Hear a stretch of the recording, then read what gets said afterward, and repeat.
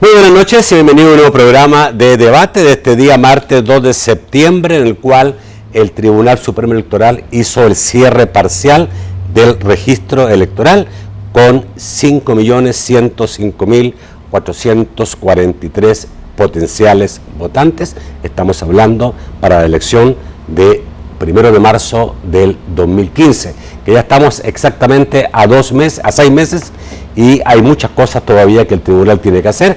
Hay un problema de presupuesto, no se ha aprobado todavía el presupuesto, hay tareas que no se han iniciado, pero obviamente vamos a preguntar todas esas cosas, así como cómo viene la mano en relación al control de campañas adelantadas, de forma de hacer campaña por parte del Tribunal Supremo Electoral. Hay que recordar que son nuevas autoridades del tribunal, surgidas no más de 2 meses aproximadamente, no tienen más de 2 meses en el cargo. Presento inmediatamente al presidente del Tribunal Supremo Electoral, Julio Olivo. Buenas noches, Julio. Bienvenido. Buenas noches y gracias por invitarme a este programa.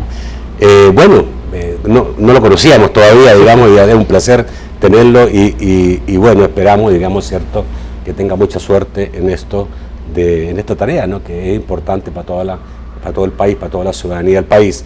Alguien más conocido, porque sí estuvo en el tribunal hace 18 años, vuelve al tribunal como representante de la Corte Suprema de Justicia, el ex magistrado de la Corte Suprema, ahora magistrado del Tribunal Supremo Electoral, Miguel Ángel Cardosa. Buenas noches, Miguel Ángel. Gracias, Nacho. Buenas noches. Un saludo muy especial a los amigos televidentes. 18 años pasaron. 18 años pasaron. ¿Y huellas hay todavía ahí o no? Sí, ¿no? Claro, Parece muchos sí. empleados Sí. todavía están de la época que trabajé como secretario general del tribunal. Sí. Hace exactamente media hora el tribunal dio una cadena nacional de radio y televisión para conocer este cierre parcial del registro. El registro se cierra parcialmente ahora y definitivamente, tengo entendido, el 31 de octubre, ¿no? Es el cierre definitivo. Hoy es un cierre parcial, sí. Y entre hoy y el 31 de octubre lo que hay es la consulta ciudadana para que usted, amigo televidente, pueda chequear si está correcto todos sus datos para poder ya quedar registrado finalmente para votar, o necesita hacer algún cambio o cambiarse, ¿no? ¿Se puede todavía cambiar la gente de municipio? No, de municipio. Ya prescribió esa fecha y precisamente únicamente la consulta ciudadana es para la corrección de errores evidentes. Ya. Lo que puede hacer es un cambio, pero dentro del municipio que le toca votar, ¿no? ¿Sí? De residencia dentro del municipio. Dentro del municipio. Pero no pasar de municipio. No puede pasar de un municipio a otro, porque eso ya prescribió. Bueno, ok, lo que no lo hicieron ya estuvo. Vamos a ver lo que dijeron en la cadena, algunos datos que dieron, por ejemplo, el registro electoral, cómo quedó, en qué cantidad quedó hasta el día de hoy. Veamos, tenemos por ahí las imágenes. El registro tiene un total de 5.105.443 personas. Esto es sumado los que están en el país y los que están fuera del país. Sí. Sí. ¿Cuántos están dentro del país y cuántos están empadronados fuera del país? Es que el padrón nacional precisamente se conformaría por 4.921.062, ¿verdad? Que comprende los residentes también en el exterior, que son un número de 184.381. Esto le da el dato de 5.105.443, ¿verdad? Ya. Ok, tenemos otro dato que es respecto a edades. Sí. ¿Cómo está distribuida la edad, sí, de los votantes? Y estamos viendo que el número más alto se da entre 40 y 59 años, que son 1.503.000, los que están comprendidos entre los 40 y 59 años. Después viene los que están comprendidos entre 30 y 39 años, que son 1.105.000. Y después viene los que están sobre 60, entre 60 y 99 años, que son 812.088. ¿Padrón joven?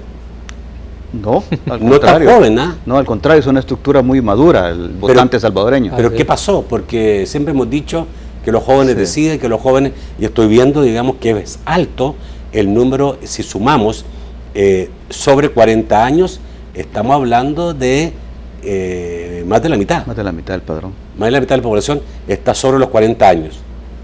¿Por qué teníamos la idea y siempre se nos dijo que en El Salvador más del 50% eran jóvenes pero jóvenes, digamos, ¿cierto?, abajo de 30 años. ¿Esto era un mito o qué? Bueno, esta es la dacticidad que nos presenta la distribución del registro electoral, como la ciudadanía lo podrá apreciar, y básicamente, como usted ya lo dijo, de 40 a 59 años tenemos 1,5 millones y más. De 30 a 39 años tenemos 1.105.915. Esto significa que 2.600.000 y algo, si usted se fija, ¿verdad?, conforman, ¿verdad?, la mayoría del padrón. Un dato también que es importante que la ciudadanía pueda apreciar es precisamente de que la población que menos, o los ciudadanos que menos existen en este registro electoral, ¿verdad?, oscilan entre las edades de 24 a 29 años, que solo son 720.704. O sea, ¿hay más de 18 a 23? Correcto. Hay más de 18 a 23 que de 24 a 29 años. Aunque siempre son una minoría comparada, como usted decía, el sector joven, ¿verdad? Es un llamado también a la juventud que les estuvimos realizando. O sea, no tiene que ver con la población de El Salvador, tiene que ver con que los jóvenes no están empadronados. No están empadronados. Ese es el problema. Sí. Y de hecho, digamos, ayer cerró la posibilidad de empadronamiento de jóvenes. Fueron pocos, creo que fue de los que podían hacerlo en esta etapa. Solamente el 4.6% sacaron DUI para poder votar. Ellos tenían, digamos, el derecho, por eso estuvimos anunciando los magistrados del Tribunal Supremo Electoral, en vista de que no tenemos todavía un presupuesto asignado, nos convertimos en agentes, ¿verdad?, multiplicadores del mensaje que se llama fase 1 de publicidad, para poder exhortar o hacer el llamado a la juventud para que pudieran obtener esa figura del DUI anticipado. Entonces, pero yo lo decía en otro canal de televisión y en la radio precisamente, que era preocupante para toda la ciudadanía, para los partidos políticos, para la sociedad en general, el hecho de que el joven no tiene como mucho interés en asistir a las urnas, a pesar de las promociones, porque esto no es nuevo, ¿verdad? Si usted revisa los diagnósticos de los jóvenes enrolados de elecciones anteriores, se va a encontrar que de un número también grande de jóvenes, de 80 y tantos miles, por ejemplo, en la elección pasada solo 10.000 y algo de jóvenes, ¿verdad?, se lograron empadronar. Hoy tiene usted una cifra de más de 84.000 jóvenes que estaban por cumplir la edad hasta el 28 de febrero del siguiente año, es decir, un día antes de la elección del 1 de marzo del 2015, de 84.000 y algo de jóvenes, únicamente 4.921, 62, lograron hacer esa solicitud. Sacaron DUI. No solo la solicitud de DUI anticipado. No significa que todos esos también van a obtener, o todos los jóvenes van a obtener el DUI, porque pueden no irlo a retirar, ¿verdad?, y realizarse las elecciones, es decir, no votar de esa cantidad de menos de 5.000 jóvenes. Lo más importante es que ya se cerró en forma parcial el registro, ya los cambios son menores, son muy menores, ya digamos en términos general, este registro no cambia, este padrón que va a votar el 1 de marzo no cambia. Veámoslo en términos de departamentos rápidamente. Siempre San Salvador, es lejos, el departamento con mayor cantidad de votantes, 1.369.925 es San Salvador. Segundo, Santa Ana, con mucho menos de la mitad, 452.000. San Miguel con 380. La Libertad es. ¿Dónde está la Libertad? Perdón, más abajo ya. Segundo, La Libertad con 564.000. Tercero, Santa Ana con 452.000. San Miguel con 388.000. Sonsonate con 354.000 y después vienen el resto. San Salvador sin duda más que duplica al segundo lugar, que en este caso es La Libertad, y si tomamos como un circuito casi metropolitano entre La Libertad y San Salvador, pues esta zona para Central se lleva prácticamente la inmensa mayoría de los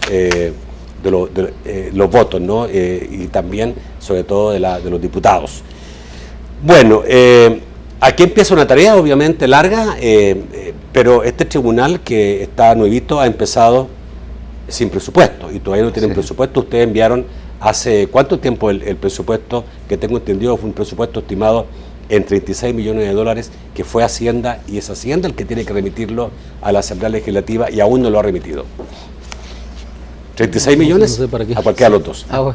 Magistrado Carlos. Sí, precisamente a nuestra llegada al Tribunal Supremo Electoral ya nos encontramos con ruta de elecciones. Estamos ya en las 3 vías de los 3 actores más importantes del proceso, nos encontramos en ruta. Ya los ciudadanos, como estamos analizando el tema del padrón electoral, se está definiendo la situación de quiénes van a ser los votantes, que son los que van a ejercer su derecho. Los partidos políticos están en ruta también definiendo sus candidaturas, han tenido que reformar sus estatutos conforme a la última ley de partidos, y el Tribunal Supremo Electoral, que es el otro actor fundamental en el proceso, está trabajando ya en la organización de las elecciones.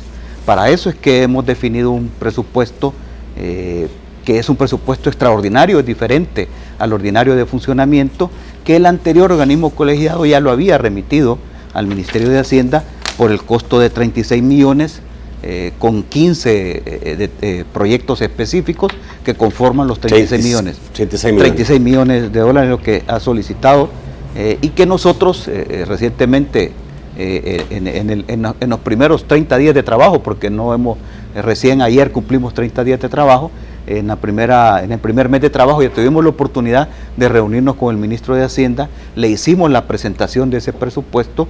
En principio nosotros hemos sostenido los 36 millones, que son los que nos permiten cumplir con las condiciones que ya el ciudadano salvadoreño, la ciudadanía ya ha aceptado, ha asimilado de los procesos electorales. Nosotros no quisiéramos afectar esa calidad del proceso que hemos tenido hasta ahora, y en ese sentido es que sostenemos la petición de los 36 millones y nos encontramos a este momento a la espera de la respuesta. ¿No han tenido ninguna respuesta ustedes oficial por parte del Ministerio de Hacienda?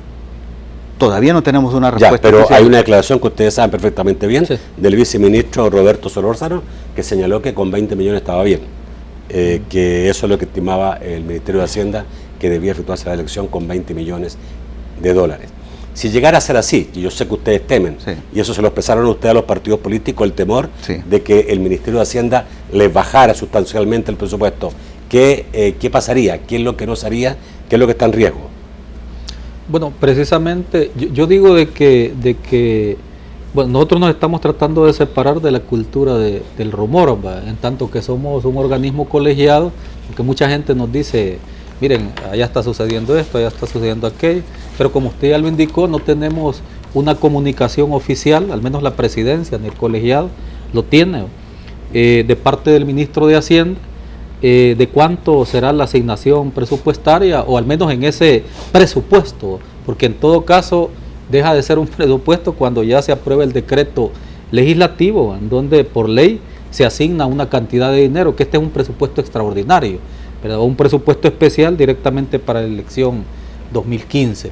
Yo más bien he escuchado, al menos en las comunicaciones que hemos recibido, el ministro primero se compromete a 2 semanas, ese plazo ya está expirado, ¿verdad? Sin embargo, nosotros no hemos escuchado, yo al menos no he escuchado 20 millones, eso lo mencionaron más de algún representante de los partidos políticos que fue convocado, ¿verdad?, por el organismo colegiado. Más bien el día de ahora estaban hablando de un poco más de 25 millones, ¿verdad? Nosotros nos hemos planteado en un presupuesto de 36 millones, respaldando al organismo colegiado anterior que así lo había establecido. Pero ustedes han revisado esas cifras, si las cifras, ¿ustedes concuerdan con que esa es la cifra que hay que pedir? ¿O básicamente ustedes están básicamente trasladando la opinión y la decisión del anterior tribunal para hacer ese pedido? No, nosotros hemos hecho un análisis, bueno, recuerde que yo vengo de la Universidad de El Salvador, de la academia, diseñamos una metodología de plenaria, ¿no?, en donde el PLAGEL, ¿verdad?, que se conoce como el Plan General de Elecciones, contiene 15 programas. Entonces cada uno de los técnicos pasó a exponer al colegiado cada uno de esos 15 programas que comprende el Plan General de Elecciones 2015 para poder analizar en dónde o en qué parte estaba el presupuesto a lo mejor exagerado y en qué parte incluso podía tener hasta menor cantidad, ya, porque recordemos que ya se había disminuido. Sobre esa base ustedes se quedan con los 36 millones, pero tienen un plan B, me imagino. Sí, eso se le comunicó ante la preocupación y la insistencia de los partidos políticos, que es un poco contradictorio, porque los partidos políticos son los que van a aprobar el presupuesto final, al margen de lo que le proponga el ministro, que es la parte técnica. En este caso, serán los partidos políticos, los involucrados también en el proceso electoral, ¿verdad? Los que van a determinar finalmente cuál va a ser la última cantidad. Entonces, en esos 15 programas, básicamente con los 36 millones, obviamente se sale todo. Se sale mejor, pero usted podría hacer incluso readecuaciones, incluso no nos corresponden a nosotros, sino que le corresponden de alguna manera al ministro de Hacienda y a la Asamblea Legislativa. Magistrado presidente, deme unos minutos, tengo que ir a un corte, sí. Volvemos rápidamente para hablar qué pasaría, más concretamente, sobre un recorte presupuestario importante, qué pasaría, qué es lo que pudiera quedar fuera del proceso electoral. Ya volvemos. A ver, lo estábamos conversando fuera de cámara, obviamente hay cosas que ya se cumplieron, sí. O sea, no se cumplieron dentro del calendario, por lo tanto ya no se pueden hacer. Eso significa una disminución del presupuesto. Digamos que si el presupuesto se aprueba en una semana más, ¿cuántas cosas quedaron afuera? ¿Y cuántas cosas, cuánto puede ser eso en dinero? Hay que recordar que el presupuesto es planteado por el Ministerio de Hacienda y sometido a la Asamblea Legislativa. Correcto, está bien. A la Asamblea Legislativa, sí. Si hubiera ocurrido todo eso y la próxima semana nos aprobaran el presupuesto, hay que recordar que el presupuesto nosotros lo planteamos para cumplir un calendario electoral que tiene diferentes etapas. Pero digamos lo que ya no se hizo porque no hubo presupuesto. Estamos hablando de que ese gasto significaba un 1, 2, 3% del presupuesto total, ¿o no tienen ustedes estimado cuánto es lo que ya no se gastó? Si quiere, a manera de ejemplo, bueno, le mencionaría, por ejemplo, el presupuesto de publicidad y prensa. ¿Cuánto era? Era 3.132.880, para darle una cifra concreta. No se gastó. Entonces, por ejemplo, lógicamente, ese presupuesto, si nosotros lo utilizamos, que se iba a invertir en la campaña para promover el voto del joven, por ejemplo, que era la fase 1 de publicidad, si nosotros incluso lo ocupamos, sería malversación de fondos, yo le decía, extracámara. Entonces, lógicamente, esa parte ya tiene que ser disminuida. ¿Eso es lo más grueso de las cosas que no se han cumplido? Sí, yo creo que ahorita sería lo más grueso. Lo más grueso. O sea que digamos que si el día de mañana se le aprueba un presupuesto de 30 millones, ¿puede andar bien? Entramos a la consulta ciudadana, yo quería recordarle a la población y lo que hicimos en la cadena nacional, que inicia precisamente el 16 de septiembre. O sea que tenemos al 16 de septiembre para iniciar la consulta ciudadana y termina el 15 de octubre de este mismo año. Entonces, esa consulta ciudadana también tiene un fuerte ingrediente de publicidad para que el ciudadano pueda enterarse y enterarse del padrón electoral que se publican por todos, digamos, los medios posibles, y entonces el ciudadano ahí puede revisar y corregir errores evidentes, ¿verdad? O errores incluso... Y eso requiere una campaña de publicidad. Eso requiere una campaña de publicidad. Pero digamos que de lo que pasó hay más de 3, obviamente, 4 o 5 millones que ya no se gastaron. Bueno, o sea que puede quedar en 30 millones, 31 millones el presupuesto y no afectaría en nada lo que hay que hacer de aquí para adelante. Lo que pasa es que la propaganda, la publicidad y prensa se ha venido dando en etapas, se viene dando en etapas. Se agotó la parte que correspondía a la publicidad para que el voto joven, para que el joven llegara a inscribirse. Venimos a otra etapa de publicidad, que es la etapa de darle a conocer al ciudadano que viene la posibilidad de modificar su padrón, que vaya a la consulta, que revise, para que pueda quedar ya suficientemente inscrito. Esa es otra etapa en el tema de la campaña. No, de acuerdo, por supuesto. Sí. O sea que estos 3.3 millones es de toda la campaña. Está repartido en la campaña. Está repartido. Yo toda la campaña. Le entendí que era solamente del voto joven. Está repartido en diferentes etapas. Ok. De todas maneras, alguien dijo, uno de ustedes, no sé cuál de los magistrados, que lo que sí realmente podía estar en juego si se reduce el presupuesto significativamente, como se hablaba 20 millones, puede estar en juego la transmisión de datos y el conteo final. ¿Esto es verdad? Lo que pasa es que el organismo colegiado, al verse enfrentado a una disminución del presupuesto, tiene que hacer un ejercicio interno de la reducción de calidad de ciertas cuestiones que se dan, entre ellas la transmisión de resultados. En la transmisión de resultados hay que recordar que parte del escrutinio preliminar, que es una situación específica que el Código Electoral señala, que no tiene una validez más que ser el escrutinio preliminar, porque la validez está en el escrutinio final. Sin embargo, todos los salvadoreños y las salvadoreñas hemos estado ya muy acostumbrados y esperamos que el día domingo en la noche nos vayamos a dormir tranquilos, porque ya vimos los resultados. Entonces, ese es un sacrificio que el tribunal, si llega el momento y nos corresponde, tendríamos que decirlo públicamente y que la ciudadanía esté consciente de que es un sacrificio, porque el país no tiene los fondos para poder costear un escrutinio. ¿Y cuál es el costo del escrutinio preliminar? Bueno, está programado el escrutinio preliminar. Sí, básicamente tenemos como unas cifras, si usted quiere, las que abarcan la mayor parte del presupuesto. El escrutinio final, nada más. Sí. El escrutinio final. Transmisión de resultados. Transmisión de resultados, perdón. Lo que pasa es que hay transmisión y procesamiento de resultados preliminares, es lo que estamos hablando, que es lo que tendría que hacer primero, a lo que la población está acostumbrada, que se hace antes de la medianoche o después de la medianoche. ¿Cuál es el costo de eso? Ese costo del procesamiento son 8.852.965. Pero eso incluye dos situaciones. Incluye todo el trabajo que hace la unidad informática de tomarse el territorio para tener la posibilidad, y el proceso de transmisión propiamente dicho, que más o menos anda por los 4.9 millones. Lo que hasta ahora, la segunda parte en total son 8 millones. Lo que hasta ahora se ha tercerizado, que lo hace una empresa, esa anda por ahí por 4.9. Ok, ahora han tomado en cuenta ustedes que si hay voto cruzado, el escrutinio preliminar no sería tan fácil de hacer ni tan rápido como se ha hecho hasta ahora, porque estamos pendientes que la sala admita o no admita, falle o no falle en relación a la demanda de voto cruzado. Hay que recordar, Nacho, que en esta ocasión vamos a tener prácticamente 5 escrutinios, porque son 3 tipos de votaciones a las que vamos. Se va primero a escrutar el tema del Parlamento Centroamericano. Eso va a implicar que primero lo que hace la mesa receptora es contabilizar el número de votos que cada quien va sacando. Eso permite tener en un primer momento cuántos diputados van por cada partido, pero en un segundo momento la mesa va a comenzar a contar la carita del diputado, primero del Parlacen. Hay que salir del tema del Parlacen. Hasta ahora en el proceso anterior, en el 2012, solo se transmitió resultados generales, no resultados por caritas. Los resultados por caritas estuvieron hasta el día siguiente. Después de que se agote esa etapa, comenzamos con el diputado nacional, igual a contabilizar los votos de diputados, que es lo que se podrá transmitir en ese momento, y después viene el conteo de caritas.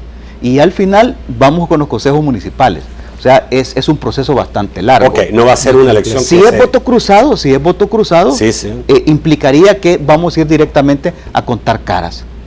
Ya no se va a contar voto de banderas. ¿Sigue siendo efectivo el conteo preliminar con la rapidez que estamos acostumbrados, o ya no sería con la rapidez que estamos acostumbrados? Si no tenemos algunos ajustes, va a implicar necesariamente que habrá tiempos muertos, o sea, va a haber que contabilizar lo que es la parte A, la cara A del acta, que es el resultado general, que se logra el resultado general. Luego de eso viene el conteo de las caritas. Ahí va a haber un tiempo muerto, que no va a haber una transmisión de resultados. Ese es un tema que tenemos que analizar, que precisamente ya en el organismo colegiado hemos dicho que vamos a analizar si se mantiene este mismo sistema de escrutinio, si vamos a tener el mismo proceso de transmisión de resultados.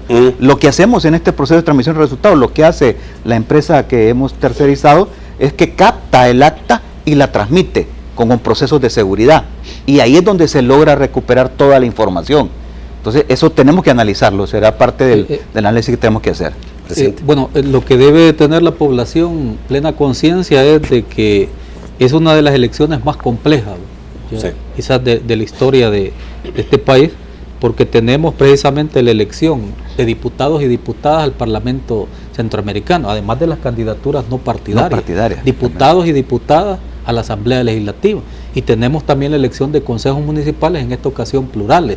Ya lo mencionó el magistrado Cardosa, tenemos precisamente 5 escrutinios que se van a realizar en esa misma noche. Quizás para que tengamos una idea bastante clara, si en el pasado contabilizaban las juntas receptoras de votos de 10.000 a 11.000 actas, ¿verdad?, y se procesaban 10.774, etcétera, etcétera, ahora tendremos 32.322 actas de cierres y escrutinios finales. 3 veces más.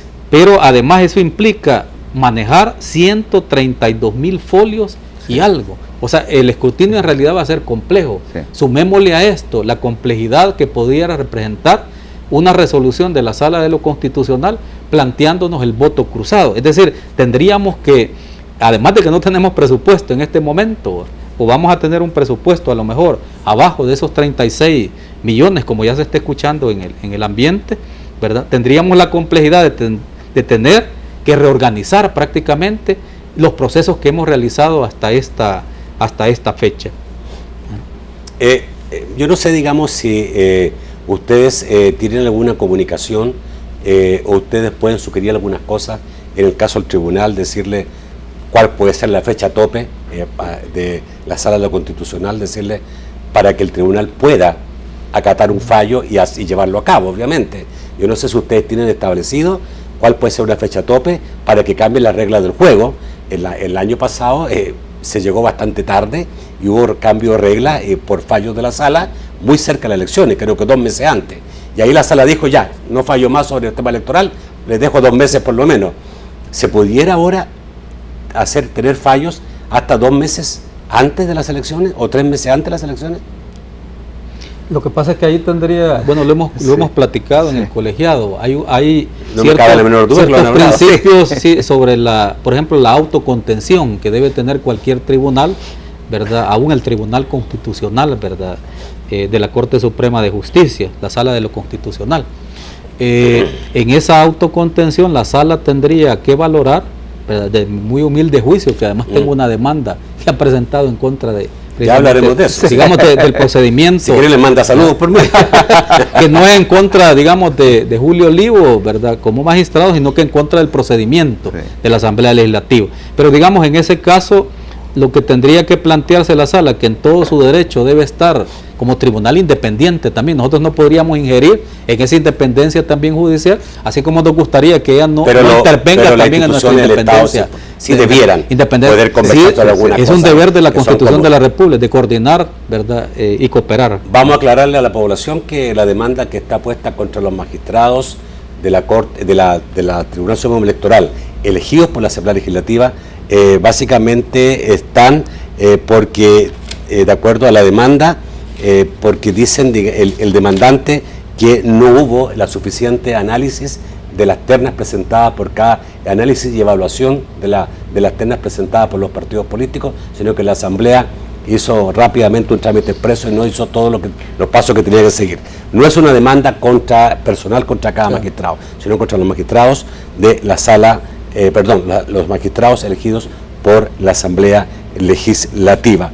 Rápidamente, antes de ir al corte, también ustedes pueden conversar con los partidos políticos para invertir y que se cambie la ley el orden de conteo de votos, porque obviamente a la población lo que seguía le interesa no saber los diputados al Parlacen, porque nadie quiere irse a acostar ese día a las 12 de la noche o 11 de la noche sabiendo el resultado de cuántos diputados obtuvo cada partido para el Parlacen. Lo que la gente quiere saber son los diputados nacionales. Sí. Eso también se puede invertir. Solo basta, digamos, una conversación con los diputados para... Reforma de ley. Reforma de ley. Hay que reformar el reforma de ley plantea un orden de prelación. Hay veces que son muy rápidos los diputados para hacer reforma de ley. Yo creo que por interés nacional debiera hacerse. Vamos al corte y ya volvemos. También lo que uno quiere saber es cómo viene la mano del nuevo Tribunal Supremo Electoral en relación a todas estas cositas que se hacen, digamos, que se podrían llamar en derecho, doctor, actuar casi al margen de la ley o... ¿Ah? Sí. Un nombre técnico tiene, digo, yo me olvidé en este momento, pero eso, digamos, de saltarse a la ley sobre la base de... Una especie de ilusión. Una especie de ilusión. Como es la ilusión fiscal. En vez de tributaria, digamos, en la ley. ¿Cómo viene la mano del tribunal en relación, por ejemplo, a que no exista campaña adelantada, a que no se rompan las reglas establecidas en la forma de hacer la propaganda electoral, etcétera? Precisamente para ese propósito convocamos a todos los partidos políticos, a los 10 partidos políticos, a sus secretarios generales, a sus representantes legales, para que en sede del Tribunal Supremo Electoral pudiésemos nosotros plantearles cuáles son las reglas del juego. Yo les dije bien claro, ustedes son los jugadores, hay ciertas reglas que plantea la Constitución y las leyes y nosotros somos los árbitros como magistrados, ¿verdad? Si ustedes incumplen las reglas que están planteadas, y aquí en el artículo 81 de la Constitución de la República, que valga el comercial, ya establece 2 meses antes cuando se trate de diputados y 1 mes antes en el caso de los consejos municipales. Recordarle a los partidos nuevamente, 2 meses antes significaría 31 de diciembre del corriente año y culmina el 25 de febrero. 1 mes antes para los consejos municipales significa el 31 de enero de 2015 a 25 de febrero. ¿Qué significa esto? A los partidos políticos se les hizo una exposición, se les entregó un documento también respecto a todas esas reglas. Incluso se hizo una minuta, el presidente directamente, para su servidor, hizo una minuta de lo que le costaba a los partidos políticos en términos de multas que habían sido establecidas en el colegiado anterior, que básicamente esas multas eran por uso de símbolos patrios, que no, digamos, lo estamos debatiendo también al interior del colegiado, y pocas multas también en el sentido de campaña anticipada. El llamado, al menos los partidos políticos se han comprometido. Hay que ser muy claro, a los partidos políticos no les importa pagar multas, sí, en absoluto. Sí. Aquí no es como el fútbol, que lo suspenden por 4 meses, como le pasó a un jugador de fútbol. Sí. Sí. Aquí es multita nada más. Entonces, obviamente tenemos un problema en la ley, y estamos claros que la ley realmente al final no sirve mucho. Hay una ley hecha para que se estire, para que se interprete, para que todo. Pero, ¿cuál va a ser el tono que ustedes van a adoptar? Porque escuché una frase de uno de ustedes que me llamó la atención, que me pareció más clara, que decía: aquellos actos que incidan en la voluntad futura del ciudadano para poder ejercer el sufragio, eso será considerado campaña anticipada. Y Argüello dijo, el magistrado Argüello, un candidato que se promueva como candidato en una valla publicitaria será sancionado, se lo hace antes de tiempo. Bueno, ya el artículo 175, lo que pasa es que, digamos, hablar de qué tipo de mano se va a utilizar, yo creo que eso más está pegado a los términos que se han acuñado en el país de seguridad, en el campo de la seguridad. De hecho, valga el comercial también que el día... Es que lo que pasa es que el tribunal aparece de repente como árbitros de fútbol. Sí. Ven o no ven el foul. Hay veces que no lo ven. Y todo el mundo lo vio y el tribunal no lo vio. Entonces, en ese aspecto, digamos, es lo que alguien quiere saber, porque está claro, y como hemos tenido tribunales políticos partidizados, entonces ese es el problema, esa es la gran queja que hubo en la anterior elección. Y bueno, esperamos cumplirle a la ciudadanía, precisamente dándole cumplimiento al artículo 175 del Código Electoral, que se los dijimos, se lo repetimos en varias ocasiones a los partidos políticos, la prohibición de realizar propaganda electoral anticipada. Pero además yo hacía un llamado a los medios de comunicación. ¿Ya? ¿Por qué? Porque el artículo se refiere, se prohíbe a los partidos políticos o coaliciones y a todos los medios de comunicación, personas naturales o jurídicas, hacer propaganda por medio de la prensa, la radio, la televisión, mitines, manifestaciones, concentraciones, hojas volantes, vallas, etcétera, etcétera. Hay una serie de descripciones de la figura de lo que es la propaganda anticipada. ¿Cómo se determina en caso un medio? El medio, nada más. O un completo. ¿Cómo se determina la culpabilidad de un medio? Es que si yo, por ejemplo, tengo al día de mañana un diputado, y el diputado está hablando y se está luciendo, voy a ser culpable yo que el hombre se luzca o no se luzca, o que meta temas que él quiere tocar y que quiere vender la idea en el ciudadano. ¿Cómo se determina la culpabilidad?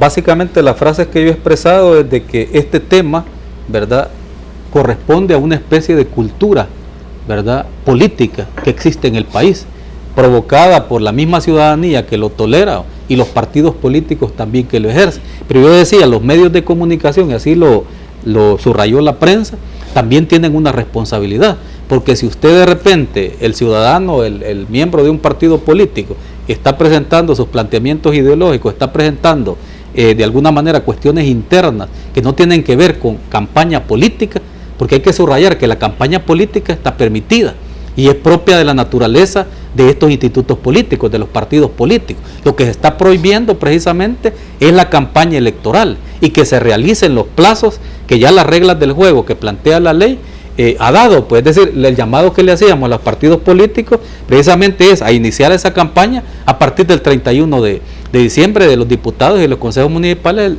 31 de enero. Entonces, ¿qué es lo que sucede?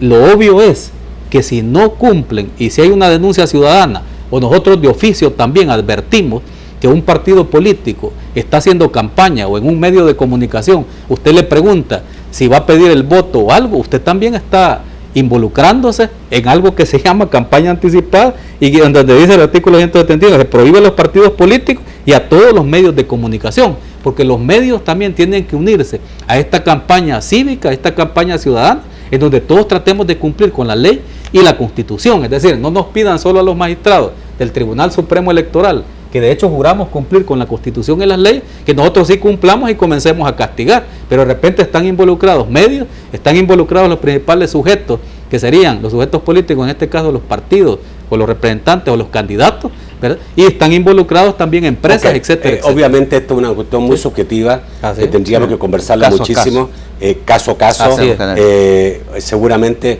la única culpabilidad de un medio sería si aceptara un spot, transmitir un spot, que obviamente y flagrantemente viola la ley.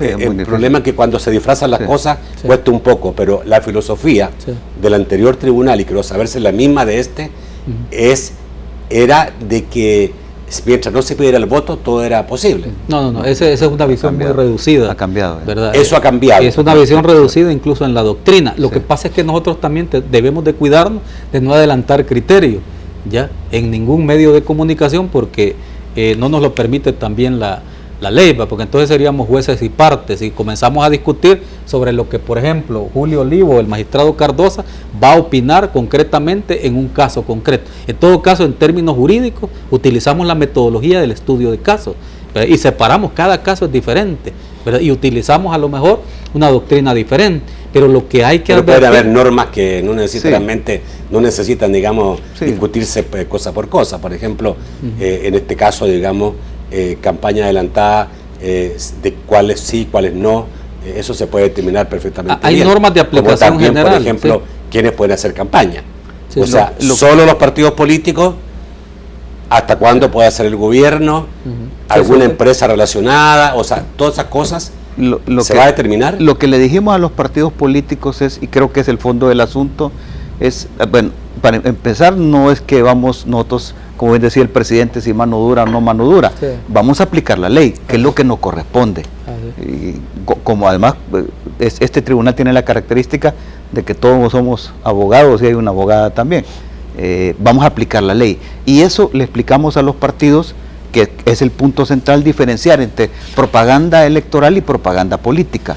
La propaganda política es la posibilidad que tienen los partidos de expresar sus idearios, su forma de pensar en los problemas nacionales, pero propaganda electoral, tanto lo ha dicho la jurisprudencia del Tribunal Supremo Electoral como de la Sala de lo Constitucional, se da como bien tú lo repetías, Nacho, y así lo dijo la Sala de lo Constitucional, es incidir en la voluntad del votante para que determine su incidencia de voto.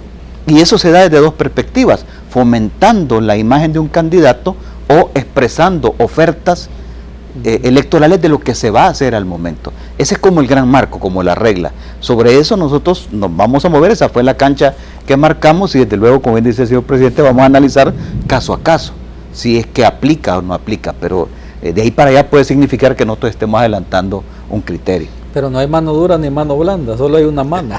Y es la que nos da la Constitución y la ley de la República. Así es que, no sé, el público juzgará, pero hay actuaciones similares que uno dice, bueno, ¿y entonces cuándo? Y se queda en la duda. Yo creo que el actuar del tribunal históricamente ha presentado muchas dudas en relación a que sí y que no, y por eso que después de tantos años se siguen cometiendo las mismas violaciones, porque no ha habido realmente precedentes claros y concretos. Y además que la ley no permite mucho al tribunal, porque las multas son muy pequeñas. La por ejemplo, no existe la posibilidad que un tribunal deje fuera de carrera a un candidato. El día que eso ocurra, sí que a lo mejor, digamos, van a tomar en serio la ley. En Guatemala acaban de aplicar el Tribunal Electoral la suspensión de un partido político, ¿verdad? Por haber hecho precisamente campaña. Tengo muchos temas más, desgraciadamente se nos fue el tiempo. Obviamente me hubiera gustado hablar con ustedes en relación a los fallos de la sala y el papel del tribunal en esto, porque obviamente cuando la sala determina que los partidos políticos tienen que determinar y transparentar sus financiamientos y tienen que ejercer un orden democrático interno, obviamente me imagino que el único tribunal más cerca de ello para poder hacer la tuición correcta, el control, es el Tribunal Supremo Electoral. Será tema para otra entrevista. Ahora vamos al corto, volvemos rápidamente con sus comentarios y sus preguntas. Muy buenas noches, Francisco Bonilla, ¿qué dicen los amigos televidentes esta noche? Señor Castillo, señores magistrados, muy buenas noches. Hay opiniones diversas. Por ejemplo, Enrique Salazar a través de Twitter dice: ¿a qué se deberá el descontento hacia la clase política y la poca visión que el DUI no es solo para votar? Pregunta Enrique Salazar.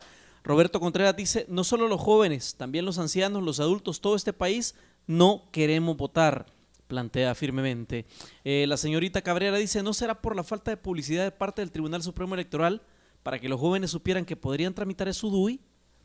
Dice Cruz: ¿podrá frenar el magistrado presidente la campaña anticipada?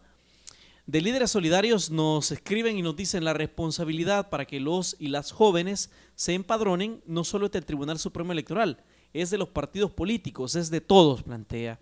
Alejandro Asensio dice: los ciudadanos esperamos imparcialidad y aplicar la ley aunque sea el partido en el gobierno el sancionado.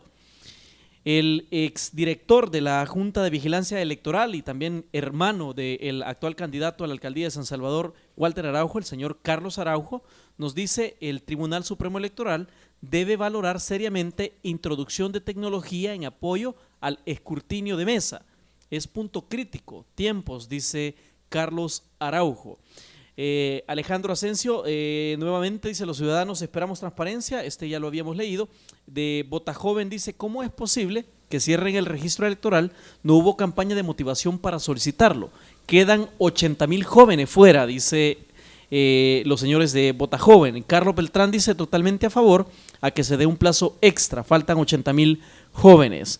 En Facebook dice Oscar Manuel Batres: ayer en el programa Frente a Frente los dirigentes del FMLN mencionaron que en la convención del partido realizada el domingo se habían nombrado los candidatos a diputados que irán en posiciones ganadoras. ¿Están facultados los partidos para definir la categoría de los candidatos que presentan a las elecciones o están violando las disposiciones que otorgan iguales derechos a todos? ¿Qué le corresponde hacer al Tribunal Supremo Electoral?, pregunta.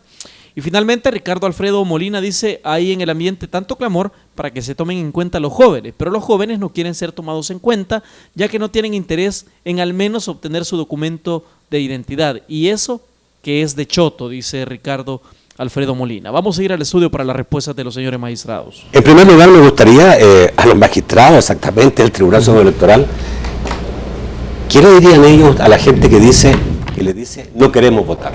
Obviamente esto está implicando una posición seguramente de incredulidad en el proceso, o seguramente de desconfianza en la política nacional o en los partidos políticos, pero ¿qué se le puede decir a alguien que dice no queremos votar?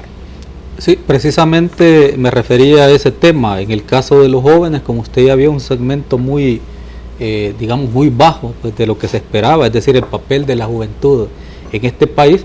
Decirles de que en este tema, primero, si queremos buscar responsables, pues vamos a encontrar varios, ¿verdad? Y no podemos hacer un análisis reduccionista de que solo porque no tenemos presupuesto no pudimos hacer una campaña de publicidad, ¿verdad?, de la manera que se hacía en el pasado, porque en el pasado sucedió lo mismo, casi lo mismo. Es decir, de un porcentaje de 100,000 jóvenes, por ejemplo, en la elección pasada, solo se lograron enrolar alrededor de 10,000, y ahora volvemos a tener el mismo fenómeno, solo se enrolaron 5,000. A lo mejor ahora nuestra responsabilidad sea el hecho de que no teníamos un presupuesto asignado para desarrollar la fase 1, que comprendía esa promoción del voto de aquellos jóvenes que iban a cumplir su mayoría de edad, ¿verdad?, antes de la realización del proceso electoral del 1 de marzo, ¿no? Pero en realidad ahí hay un problema, si quiere, sociológico, antropológico, cultural. El joven obtiene el DUI en este país porque va o quiere conseguir un trabajo. Obtiene el DUI porque va a sacar el pasaporte, ¿verdad?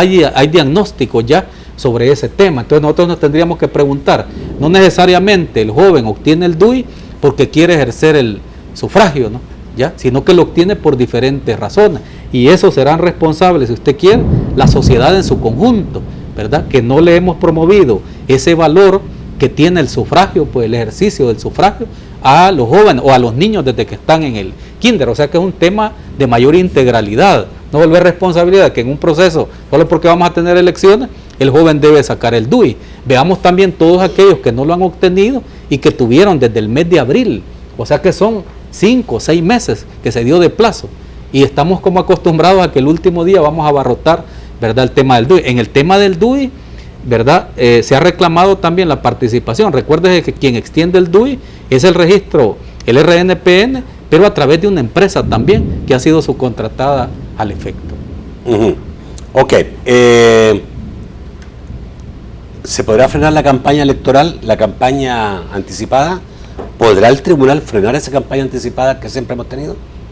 En la medida en que se nos denuncien los hechos y nosotros, desde luego, estaremos prestos a ir señalando la jurisprudencia que este tribunal vaya resolviendo a efecto de ir señalando el camino, ir marcando sobre todo la cancha. Por eso nos reunimos con los partidos y nosotros, desde luego, si esto está ocurriendo, estamos en la disposición de frenarla. El ex miembro, no sé si todavía es miembro. No es miembro. Carlos Araujo. Bueno, pero por muchos años fue miembro del tribunal. Claro. Es una persona que tiene mucha experiencia. Hablaba de la necesaria introducción de tecnología en apoyo al escrutinio de mesa. Este es un tema que nosotros tenemos que analizar seriamente. Hasta ahora el escrutinio de mesa, que está en manos del miembro de la Junta Receptora de Votos, es manual. Y como dije hace un rato, lo único que se transmite es el acta, y ahí comienza el proceso tecnológico. Entonces habría que ver si es posible encontrar algunas alternativas tecnológicas para apoyar el escrutinio propiamente dicho, para facilitarle un poco el trabajo al miembro de mesa, que como sabemos es una persona que trabaja desde las 4 de la mañana y a las 5 de la tarde comienza el proceso de conteo. Entonces sí tiene toda la razón. En este caso podemos tener... Y ahora podríamos tener un tiempo más. Sí. El conteo de diputados empieza a las 12 de la noche. Tiene razón, es una buena alternativa, buscar facilitarle el trabajo al miembro de mesa. Ok, rápidamente, ¿están de acuerdo ustedes con que se prorrogue el plazo para los jóvenes? Lo están pidiendo muchos y la Asamblea pudiera prorrogar el tiempo para que se siga extendiendo DUI a los jóvenes para que puedan votar. Esa básicamente es competencia de la Asamblea Correcto, Legislativa, y hay varias propuestas. ¿El tribunal estaría de acuerdo? Sí. Bueno, nosotros tenemos un calendario electoral ya establecido, sí, y hemos revisado los antecedentes, ya se han presentado en otras oportunidades, a pesar de que los jóvenes, ¿verdad?, no lograron obtener su DUI, se han presentado propuestas similares a la Asamblea Legislativa, y en ninguna ocasión la Asamblea Legislativa precisamente ha dado el aval, porque eso significaría también que el calendario electoral se alteraría. Digamos que del cierre definitivo, por ejemplo, tendríamos que cambiar. Finalmente, y una serie de... la frase posiciones ganadoras que utilizó el FMLN para hablar de sus candidatos, ¿viola la ley? La ley de partidos obliga a que hayan procesos internos de selección de los candidatos, y eso incluye desde luego una proclamación que hacen los candidatos, y entiendo que eso es lo que los partidos han estado haciendo. ¿Algún adjetivo que se escape no puede violar la ley? Es muy difícil que eso. Ok, muchísimas gracias que ha estado esta noche, magistrado, a los dos, digamos, ¿cierto? Obviamente, muchísimas gracias por estar en este programa y darnos a conocer este cierre de parcial del escrutinio y todo lo que viene por delante. Quedaron muchos temas por hablar. Sí. Espero invitarlos nuevamente para que estén nuevamente en este programa y poder seguir tocando un tema que a todos nos va a interesar de aquí hasta marzo, y después de marzo, depende de los resultados, con muchísima importancia. Gracias nuevamente. Gracias a usted por invitarnos. Esperamos estar próximamente. Y mucha suerte. Sí, gracias en sus labores. La vamos a necesitar. Sin duda. Buenas noches. Sin duda, es tarea difícil. Yo lo espero mañana, amigos televidentes, siempre a las 8 de la noche. Mañana vamos a conversar con el candidato del FMLN por San Miguel, Miguel Pereira, para que usted conozca a quien fue antes el secretario de la Juventud del INJUVE y hoy día candidato a alcalde por San Miguel por el FMLN, Miguel Pereira, mañana a las 8 en este programa. Que pasen muy buenas noches.